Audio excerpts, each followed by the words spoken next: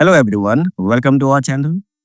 आज हम share market के मिथ के बारे में बात करेंगे। जो मिथ्स ऐसे हैं जो बहुत ज़्यादा प्रचलित हैं और लोगों का मानना है कुछ हद तक कि वो सही भी हैं। जैसे अगर मैं इन मिथ्स की बात करूँ कि जैसे ये केवल रिच लोगों के लिए है, स्टॉक मार्केट एक गैम्बलिंग है, आप बिना एक्सपीरियंस के सक्सीड नहीं कर सकते एटसेट्रा। ये सारे जो कॉमन मिथ्स हैं, जो बहुत ही ज़्यादा प्रेवलेंट है हमारे मार्केट में, जो हमारे आपस में भी आपने कई बार सुना होगा कि बिना एक्सपीरियंस के नहीं लगा सकते, या आप जब तक बहुत ज़्यादा नॉलेज ना हो जाए, आप तब तक नहीं लगा सकते, बहुत पैसे हैं तो नहीं लगा सकते, ये गैम्बलिंग है, जुआ है, अगर आपने पैसे लगाए तो आपके पैसे डूब जाएँगे, एटसेट्रा।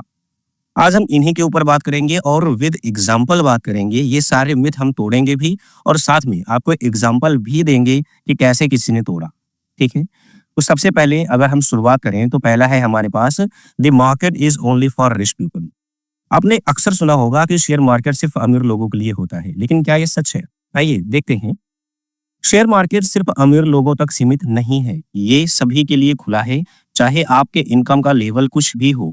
अगर आप डिसिप्लिन्ड और छोटी-छोटी राशि इन्वेस्ट करते हैं, तो आप भी सिग्निफिकेंट वेल्थ बना सकते हैं। बस शर्तें हैं कि पेशेंस और कंसिस्टेंसी, 2 चीज़ें होना बहुत ज़रूरी है, पेशेंस और कंसिस्टेंसी। एग्ज़ाम्पल के लिए सोचिए, एक आम आदमी भी एसआईपी के ज़रिए बड़े सपने पूरा कर सकता है। आज के डेट में आप देखो एसआईपी ओपन हो चुकी है, ठीक है? अगर मैं रियल लाइफ स्टोरी बताऊँ आपको तो सीमा रेड्डी जी की है, जो एक होम मेकर हैं।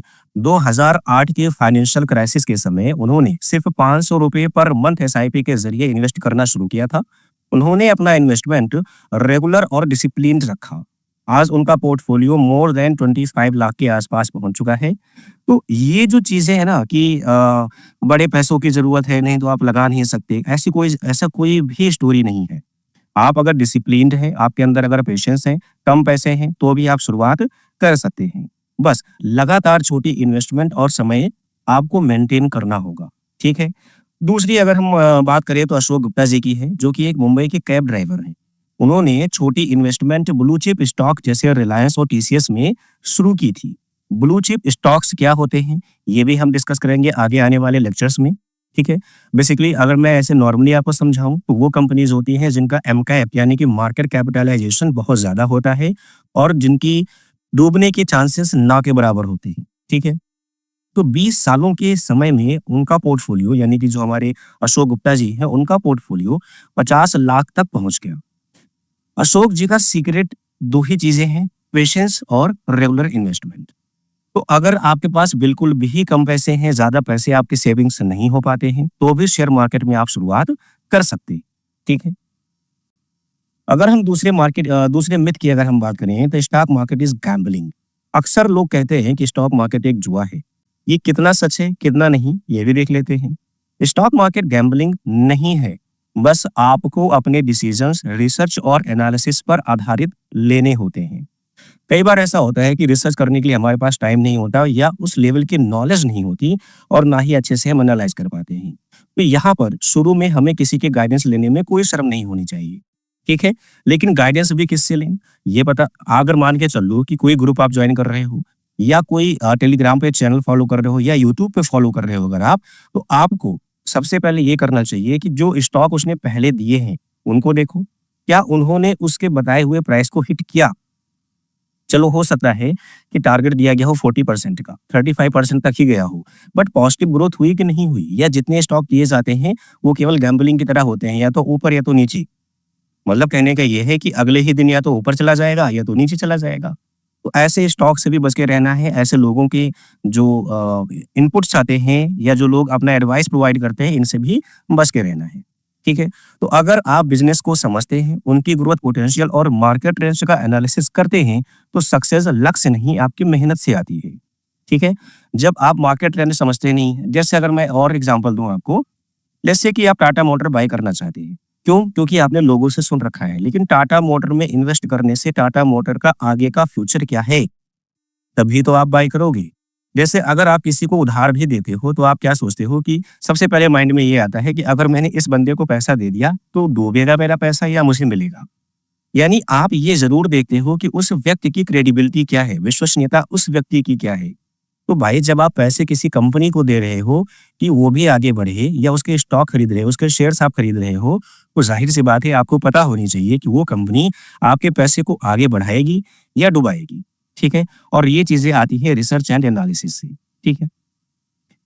चलिए अगेन हमारे पास 2 स्टोरीज़ हैं, बात कर लेते हैं। एक तो है नरेंद्र अग्रवाल जी की जो एक मिडल क्लास ट्रेडर हैं। 2001 में उन्होंने 1 लाख एशियन पेंट में इन्वेस्ट किया था, लेकिन ये इन्वेस्टमेंट अंदाज़े से नहीं हुआ था, बल्कि कंपनी की मार्केट पोटेंशियल पर रिसर्च के बाद किया गया था। आज वही 1 लाख का इन्वेस्टमेंट 1 करोड़ के ऊपर है।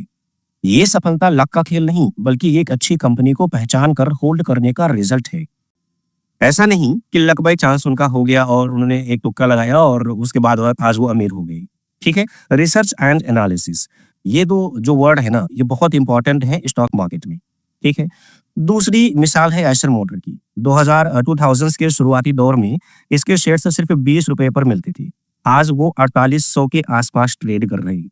जिन्होंने कंपनी के पोटेंशियल को पहचानते हुए और इन्वेस्टमेंट को समझकर अपना जो भी एनालिसिस कर सकते थे किया, उसके बाद उन्होंने जो बाय किया था, आज उनका जो रिजल्ट है वो एक्स्ट्रा ऑर्डिनरी है।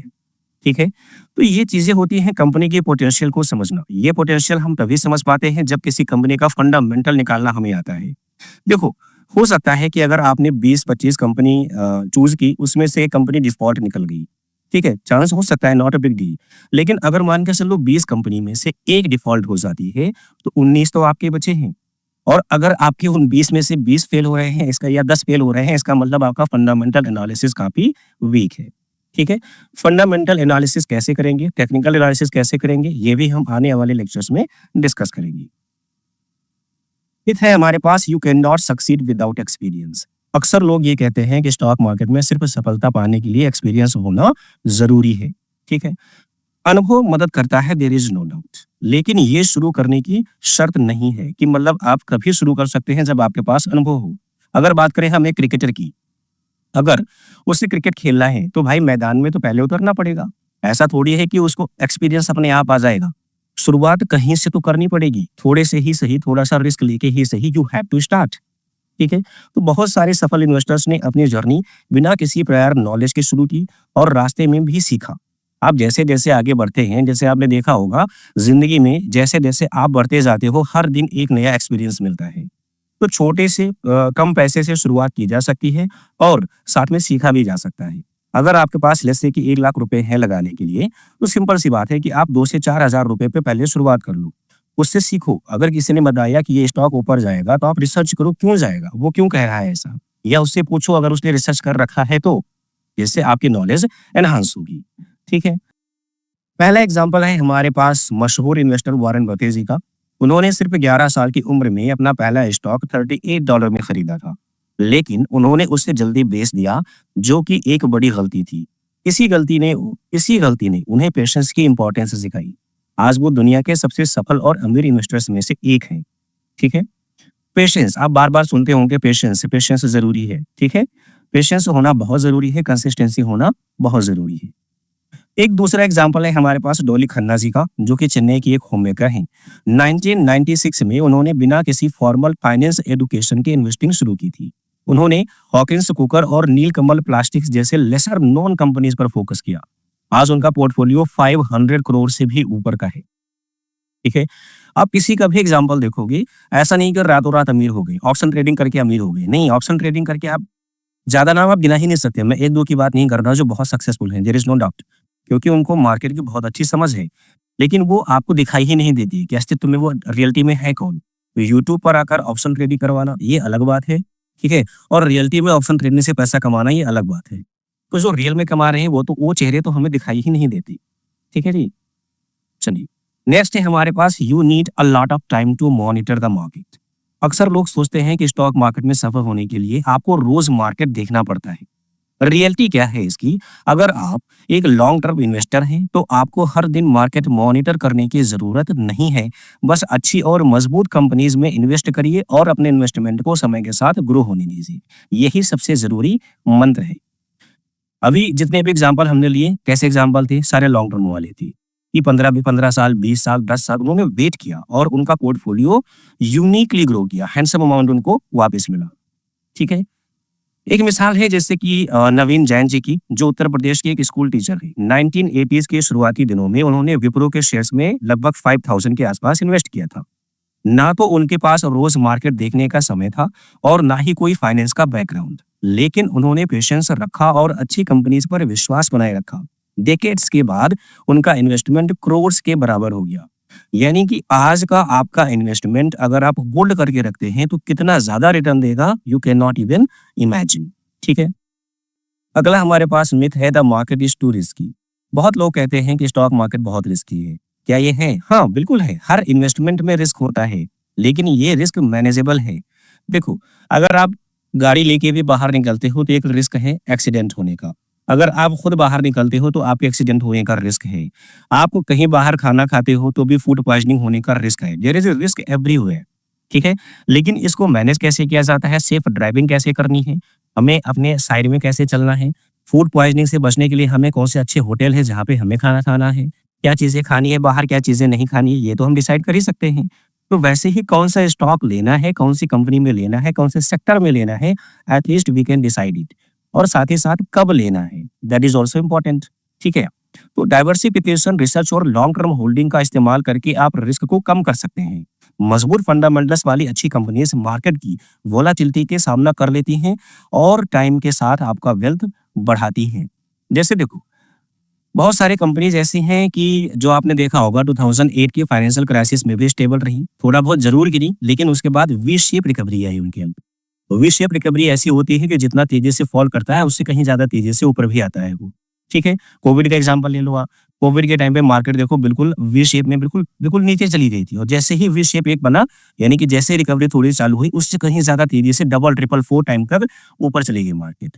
ठीक है। तो एग्जांपल अगर हम लें तो 1993 में इन्फोसिस का IPO 95 rupees per share launch हुआ था। जो लोग उस समय 10,000 इन्वेस्ट करे थे, आज उनका इन्वेस्टमेंट मोर देन 4 करोड़ के ऊपर जा चुका है। ठीक है। तो बेसिकली रिस्क को समझना और लॉन्ग टर्म सोचना कितना इम्पैक्टफुल हो सकता है, इससे हमें ये पता चलता है। अगर हम बात करें अशोक कुमार जैन जी की, जो एक रिटायर्ड स्कूल प्रिंसिपल हैं, उन्होंने 1980s में 50,000 विप्रो और एचडीएफसी बैंक के शेयर्स में इन्वेस्ट किया था। उन्होंने अपने इन्वेस्टमेंट को डिसिप्लिन और लॉन्ग टर्म रखा। 2020 तक उनका पोर्टफोलियो मोर देन 10 करोड़ के ऊपर पहुंच चुका था। ये सफलता रिस्क को समझने, सही रिसर्च करने और पेशेंस रखने का रिजल्ट है। ठीक है। नेक्स्ट है हमारे पास, you need to time the market perfectly. लोग अक्सर सोचते हैं कि स्टॉक मार्केट में सफलता के लिए सही समय का इंतजार करना पड़ता है। There is no time as a right time. Every time is a right time, you have to start. आपको एक टाइम पे स्टार्ट करना है, कोई परफेक्ट या सही समय नहीं मिलने वाला। ठीक है। और एक कदम बढ़ाते हैं फिर अगला कदम दिखाई देता है। तो रियलिटी क्या है इसकी, मार्केट का टाइम परफेक्टली प्रेडिक्ट करना लगभग इम्पॉसिबल है, चाहे आप एक बिगिनर हो या एक प्रोफेशनल इन्वेस्टर। अगर मान के चलो प्रोफेशनल इन्वेस्टर्स जैसे कि बहुत देर से इन्वेस्टिंग कर रहे हैं, वॉरेन बफे जी का एग्जांपल ले लो। उन्होंने, हमारे यहाँ मैं नाम नहीं लूंगा, किसी कंपनी के आईपीओ में बहुत अच्छा खासा पैसा लगाया था और उनके बहुत सारे पैसे वहां पर डूब गए। ठीक है। मतलब एक ऐसा बंदा जो पूरे वर्ल्ड का अगर देखा जाए तो टीचर माना जाता है, गुरु माना जाता है स्टॉक मार्केट को लेके, उनके पैसे भी इंडियन आईपीओ, इंडिया में आया हुआ एक आईपीओ लेके डूब गया। तो ऐसा कोई जरूरी नहीं है कि आप बिगिनर हैं तो ही लॉस करेंगे, अगर आप एक बहुत अच्छे प्रोफेशनल हैं तो भी लॉस कर सकते हैं। ठीक है। इसलिए हाइज और लोज को गेस करने के बजाय अपना ध्यान कंसिस्टेंसी और इन्वेस्टेड रहने पर लगाना चाहिए। यही लॉन्ग टर्म सक्सेस का राज है। अब अगर बात करें वॉरेन बफे जी की ही सेम एग्जांपल ले रहे हैं, जो उन्होंने जिस आईपीओ में लगाया था, हुआ क्या कि उन्होंने जल्दबाजी में निकल लिए। अभी अगर आप उसका शेयर देखोगे तो जिस टाइम पे वो निकले हैं उससे कम से कम मोर देन 2 टाइम्स के आसपास है। यानी कि जितना लॉस में वो निकले थे उससे कहीं ज्यादा 100% प्रॉफिट भी निकलते अगर अब निकलते तो कहीं ना कहीं जल्दबाजी केवल हमसे नहीं होती, जो बिगनर्स हैं उनसे नहीं होती, प्रोफेशनल से भी गलतियां होती हैं। ठीक है।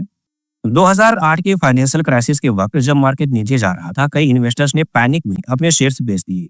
सेम आपके कोविड के टाइम पे भी हुआ। लेकिन जिन लोगों ने स्ट्रॉन्ग कंपनी जैसे रिलायंस और एचडीएफसी बैंक में इन्वेस्टेड रहने का फैसला लिया और शेयर से खरीदते रहे, उनका पोर्टफोलियो ना सिर्फ रिकवर हुआ बल्कि एक्सपोनेंशियल ग्रोथ भी दिखाई देखने को मिला। यानी कि अगर आप कोविड के टाइम पे देखो, जो लोग पहले निकल गए, डर के निकल गए, बाद में जब वी शेप रिकवरी आई तो वी शेप भी ऊपर से टूट के डबल टॉप जो बन रहा था उसके ऊपर भी मार्केट गई, सारे अच्छे शेयर्स उसके ऊपर भी गए। ठीक है। तो जब भी कभी ऐसा टाइम आना है तो पहली बात तो उन्हीं लोगों को निकालना पड़ेगा जिन्होंने अपने सारे पैसे लगा रखे हैं, तो उनकी मजबूरी है क्योंकि उनको खर्चे चलाने हैं। आप इसको ऐसे कभी मत कीजिए। शेयर मार्केट में पैसा उतना ही लगाइए जितना आप लॉन्ग टर्म के लिए होल्ड कर सकते हैं, कि अगर आवश्यकता पड़ी तो मैं लॉन्ग टर्म के लिए इसको होल्ड कर सकता हूँ। ठीक है? तो एक जैसे कहावत कही जाती है कि success lies in time in the market, not in timing the market. समय के साथ आपके इन्वेस्टमेंट कंपाउंड होते हैं और वही वेल्थ क्रिएशन का असली राज है। ठीक है? तो कभी भी जल्दबाजी मत कीजिए। अगर आपको लग रहा है मार्केट गिर रही है, 10% गिर गई या आपका स्टॉक 10% गिर गया, थोड़ा-सा और ऐड कर लीजिए। अगला 10% गिरता है और ऐड कर लीजिए। शर्त क्या है कि वो स्टॉक आपका अच्छा होना चाहिए, फंडामेंटल उसके अच्छे होने चाहिए, ताकि ये चांसेस हो कि रिकवर करेगा। ठीक है? अगला जो मिथ है हमारे पास, मार्केट्स आर ऑलवेज मैनिपुलेटेड। अक्सर लोग कहते हैं कि स्टॉक मार्केट हमेशा मैनिपुलेट किया जाता है।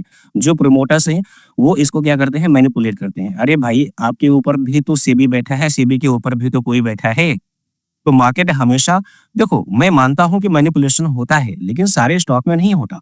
आप अगर ऐसे पेनी स्टॉक जो जिनकी कोई वैल्यू नहीं है या ऐसे स्टॉक जो बार बार मैनिपुलेट होते हैं, केवल उन्हीं में अगर पैसे लगाओगे तो आप तो इसका विक्टिम हो गई होगी। आप अच्छे शेयर्स उठाओ, अच्छी कंपनी के शेयर उठाओ। जैसे निफ्टी 50 की अगर बात करें, तो निफ्टी 50 में जो 50 कंपनीज़ हैं, इनमें मैनिपुलेशन आप नहीं देखोगे जल्दी। और ये वैसी कंपनी है जिनका फंडामेंटल बहुत स्ट्रॉन्ग है, जिसे कुछ भी नहीं आता, मार्केट का एबीसीडी भी नहीं आता, वो निफ्टी 50 की कंपनीज़ में पैसे लगाना शुरू कर दे, वो ग्रो करना शुरू कर देगा। ठीक है? तो मार्केट में कभी-कभी मैनिपुलेशन के कुछ इंस्टेंसेस होते हैं, लेकिन इसका मतलब ये नहीं है कि पूरा मार्केट ही मैनिपुलेटेड है। इसे रोकने के लिए सेबी है, जो आपका security and exchange board of India, ये रेगुलेटरी बॉडीज काम करते हैं जो मार्केट में ट्रांसपेरेंसी और फेयरनेस को इंश्योर करते हैं। आपने अक्सर देखा होगा कि किसी भी स्टॉक में जब आप बाई करने जाते हैं तो लिख के आता है the particular stock is under surveillance. इसका मतलब ये है कि कुछ मैनिपुलेशन लग रहा है, सेबी को उसने सर्विलांस में डाल दिया है। तो वार्निंग तो उसी टाइम पे आ जाती है, तो आप उस टाइम पे उसको मत खरीदो। ठीक है? तो अगर आप रेप्यूटेड और टेक्निकल कंपनीज में इन्वेस्ट करते हैं, जैसे टाटा कंसल्टेंसी सर्विसेज हो गया, एचडीएफसी बैंक हो गया, जो सेबी के साथ रेगुलेशंस के अंदर काम करती है, यानी सेबी का जो भी रेगुलेशंस है उनके अंडर में वो काम करती हैं, तो आपका पैसा एक ट्रांसपेरेंट और सेफ एनवायरनमेंट में होता है। ठीक है?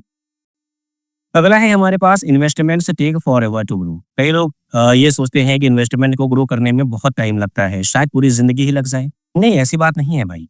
देखो, अगर आपका फंडामेंटल एनालिसिस बहुत अच्छा है तो कंपनीज आपको शॉर्ट टर्म में भी एक अच्छा खासा रिजल्ट देके जाती हैं। ठीक है?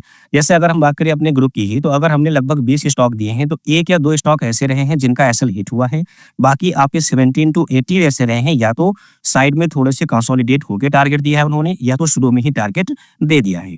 तो ये फंडामेंटल एनालिसिस करने के बाद ही आता है। ठीक है? आपको भी अगर हमारे ग्रुप से जुड़ना है तो नीचे जो नंबर दिया गया है व्हाट्सएप पे हाय लिख के भेजिए और फिर हम आपको ऐड कर लेंगे। ठीक है? तो इन्वेस्टमेंट में पेशेंस ज़रूरी है, लेकिन ये ज़रूरी नहीं है कि हर इन्वेस्टमेंट को ग्रो करने में डेकेड्स लगे।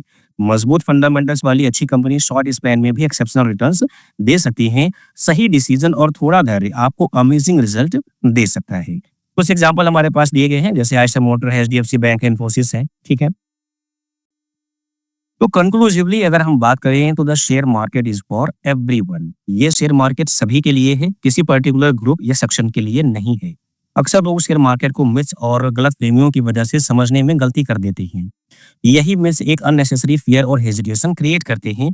लेकिन सच ये है कि शेयर मार्केट कोई लक या सिर्फ अमीर लोगों के लिए एक एक्सक्लूसिव कोई स्कीम नहीं है। ठीक है?